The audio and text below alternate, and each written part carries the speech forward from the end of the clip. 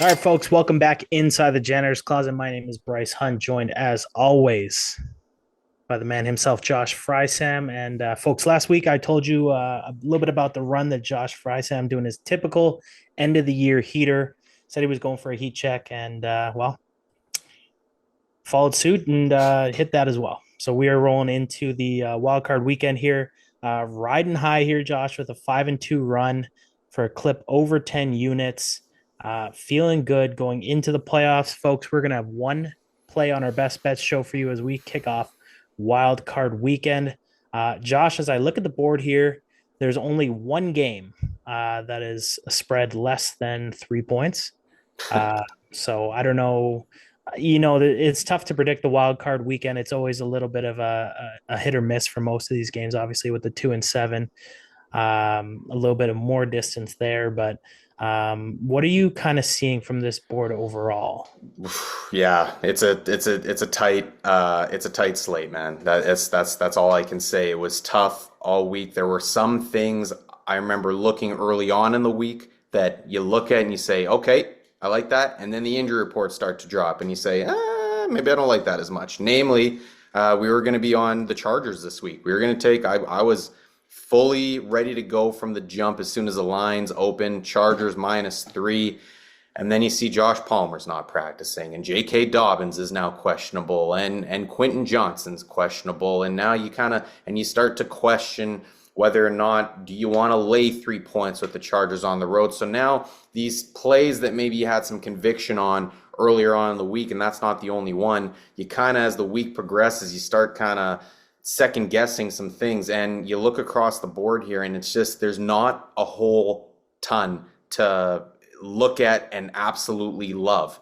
Of course, we managed to find one that we absolutely love here, but across the board here, I mean, good luck to those betting this weekend because yeah, it's a tight one. I know that a lot of people like the Bills spread, a lot of people like the over in that Buffalo Bills Broncos game, so that's another one. But overall, man, this is a tight one. This is a weekend where once again, as we've been saying for it feels like the past month or so, we got our one. We get in, we get out, hopefully, with our 1-0 record, and we move on to the next week. And hopefully, some things open up a little bit more. And there's a couple more things that we can add some volume to, anyways, next week in the divisional round. But for now, we got our one, and let's hope it hits. Yeah, Vegas is not being kind to the casual sports better, casual football fan. Not at all. If you watched all season and you liked the way the Buffalo Bills looked, you're going to need them to cover 9 points. You like the Baltimore Ravens, you're going to need them to cover 11. And the Yeah. Philadelphia Eagles, if you're a fan of them with Jalen Hurts coming back into the fold this week, you're going to need them to cover 6 points against a team that beat the number 2 seed just last year in your Green Bay Packers, Josh. Hmm. But nonetheless, we are going to get into our best bet for this week. It's actually going to be on the Monday Nighter. And before we get into that, folks, if you want to do us a favor, hit that like button, hit that subscribe button, leave a comment down below. Josh Frey-Sam is absolutely rolling right now, looking to keep this heater rolling into the playoffs. And if you're riding with the boys, let us know. We appreciate hearing from you guys and looking forward to it. Josh, I'll throw this over to you. We have games Saturday, Sunday, and one Monday. We're going to ride this thing out. We're going to watch every game here before we get into our play on Monday night. Yeah, I'm sure that I'm sure me and you will cook up a couple of parlays because that's just what we do on some props and Sure. whatnot. But yes, the official play this weekend for Wild Card Weekend, Super Wild Card Weekend. Are they still even calling it Super Wild Card Weekend anymore? They called it that the first year, and I don't think they're calling it that anymore. Anyways, for Wild Card Weekend, we're going to Minnesota Vikings, who are traveling to the Los Angeles Rams. Over 48 points in this game, and we're taking that one for 4 units, a 4 unit play. This is our best bet of the weekend, and let's just get this out of the way for starters, Bryce. There's obviously some tough stuff happening over there in LA right now, in Cali with the fires, and there's a lot of uncertainties and question surrounding whether or not this game's even going to be played at SoFi Stadium because of, well, A, if we'll see what if the fires continue, and then B, I mean, even though this is played in a dome, I don't know what the air quality is going to be like in and around that stadium with all the smoke.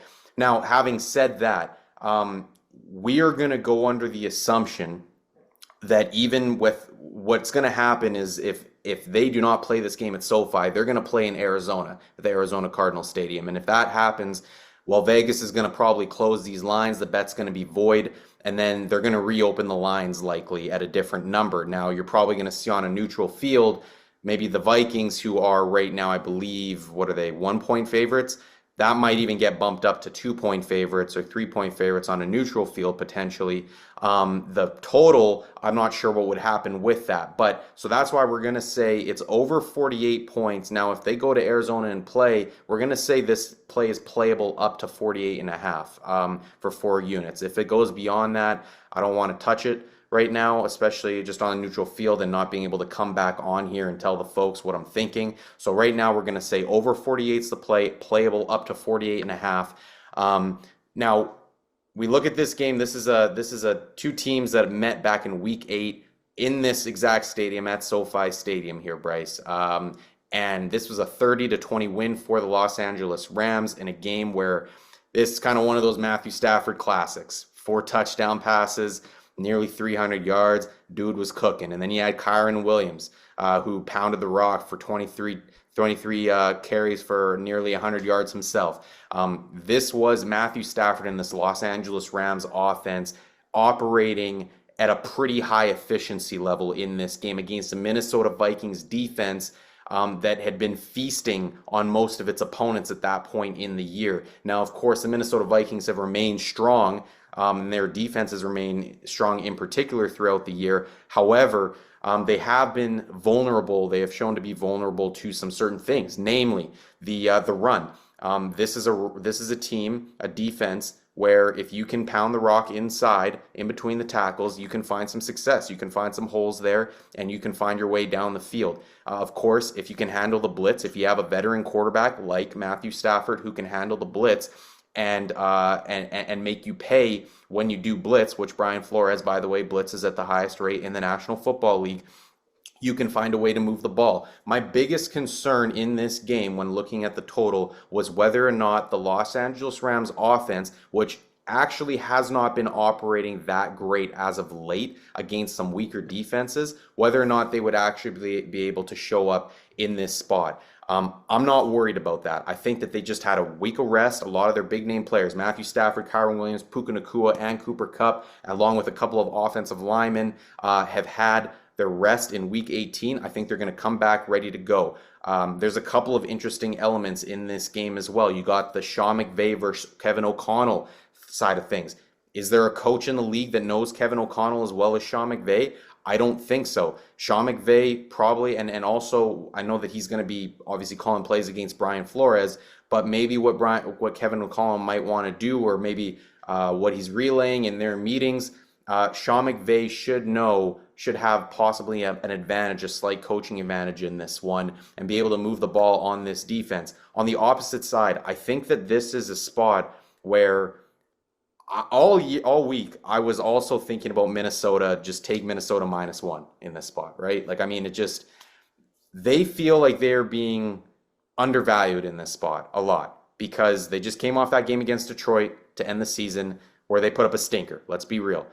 I still got faith in Sam Darnold in this offense, especially in a dome, and you're going into a dome in SoFi Stadium where, let's be real, the Rams, we don't know what kind of the audience, what kind of crowd they're going to get out on Monday night.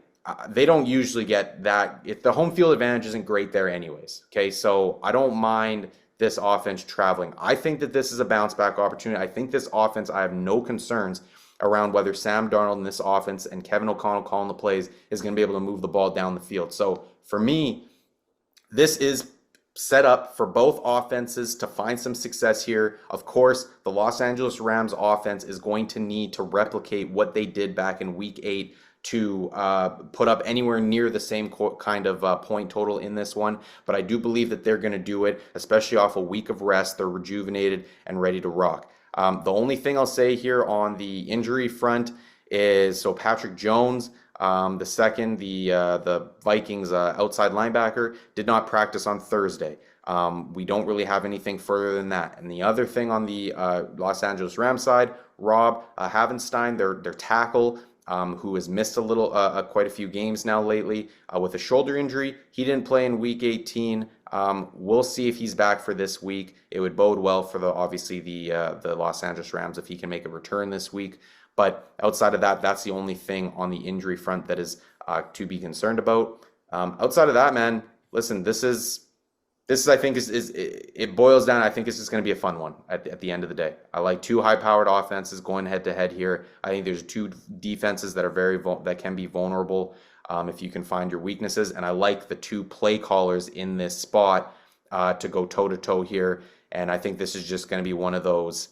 We'll see a 25-24 or a 27-25 kind of last minute field goal winner here going through the uprights for one of these teams. So I think this is a number that I like. Over 48 for 4 units, playable up to 48.5. Yes, sir. So there's the play, and that last matchup, like you mentioned back in October, it was two different spots, right? That's kind of when the Rams got healthy for the first time again. The That too. Vikings were obviously riding high. It was that weird game where we didn't think Puka Nacua was going to play, and then all of a sudden he's warming up and he's going to go, and he went for like 100 yards. So That's right. we've seen this Rams offense really be good. The offense that we expected from them since that point, looking for them to keep that thing going. Over 48's the play there for 4 units, Josh. So usually, folks, what we'll do to close out our show is our anytime touchdown parlay. Obviously, with the lines being tight in the playoffs, anything can happen. We don't want to just throw out a shameless parlay for the playoffs. We want to clean it up a little bit with less teams playing, but we do have a little something for you. Josh, you have some leans that you're going to talk about. So these plays, we're not putting them out as official plays. Not that confident in them, but there are still some things that you noticed on the spread this week. Yeah, exactly. So I'll just give out a couple of these, and I mean, some of them are kind of like if you had a gun to my head, what would I choose, kind of thing. Like if I had to choose a team or whatever, right? So starting with the Saturday slate, Chargers at Texans. With these two teams now at this point, Texans at home. Again, I said all week I was kind of liking the Chargers. With these injuries, I'm not. I think again, if you had a gun to my head, I would probably actually take the Texans now in this spot +3. I'm not touching them. I don't think. Now the actual lean here that I actually like in this spot with these two teams is the first half under 21. I was looking at that. I think that's interesting. Don't like the Houston Texans offense and what they've been doing. I trust the Los Angeles Chargers defense. And then conversely, they just are injured on offense on the Chargers side. And actually, kind of an interesting nugget on this one for anybody looking to place Ladd McConkey prop bets. Had heard there was another pro bettor talking about this week, which was he had looked back at an interview with Ladd McConkey before, and Ladd McConkey was asked who was the toughest player you ever played against in college, and he said it was Kamari Lassiter. And Kamari Lassiter is just so happened probably going to be covering Ladd McConkey this weekend for the Houston Texans. And so I don't know if you want to buy into that too much. I don't know. But, if you got a guy already saying this was the toughest guy I ever faced, maybe he's in his head a little bit potentially already. He's rent free. Maybe you don't want to necessarily go smash Ladd McConkey props this weekend. I don't know. That's just food for thought anyways. But I digress. The lean in that one is first half under 21. Steelers Ravens. Wow. Geez, that is a clear avoid for me. But again, if you had, gun to my head, I'd probably go Ravens in that spot. Maybe I'd take the Ravens on the first half line. They're looking at -6. So I think that the Ravens could get out there on the first half and make some noise there. So that would probably be my lean there. Broncos, Bills. I think the lean here would be the over 47.5. I've heard people talk about Buffalo Bills team total over 27.5, which I don't mind as well. Don't know if I'm too confident enough playing the Bills on the spread there. Just playoffs, something just feels weird to me there with that line, but I think I would take the over with the way that Denver Broncos offense has been cooking lately and how vulnerable the Bills defense can be. Packers Eagles, same deal. I would take over 45.5 in that game. I think that there is an avenue for both of those offenses to find some success. Buccaneers and Commanders, I like Bucks -3 in that spot. At least Matt is my lean. I'm liking Todd Bowles in a spot against a rookie quarterback. We've seen he can cause some fits for some quarterbacks, rookie quarterbacks in particular, on the defensive side of the ball. So, and I think Tampa Bay Buccaneers offense is going to have no trouble moving the ball, even though Marshawn Lattimore is making his return this weekend against Mike Evans. And then, of course, I already gave our best bet in the Vikings and the Rams. So those are kind of my leans for this weekend. I guarantee you, man, someone's gonna be making a Josh Frey-Sam lean parlay. If that's you, take a screenshot of it, shoot it over to us at Yes, please Twitter do. there, All the best to at you. TJC Bets on X Twitter if you want to take a screenshot of your Please. JFS leans parlay. Shoot, Uh, maybe I'll do that. sure, why I'll, not? I'll Eh? tail my own leans. Yeah. It's the season. It's the playoffs, folks. We're excited. We're amped up for it. Our one play, as a reminder, Minnesota Vikings, LA Rams, over 48 for 4 units. Hopefully, everyone out in Cali's doing well, staying safe. Uh, yeah, hopefully, all the best for that situation going forward.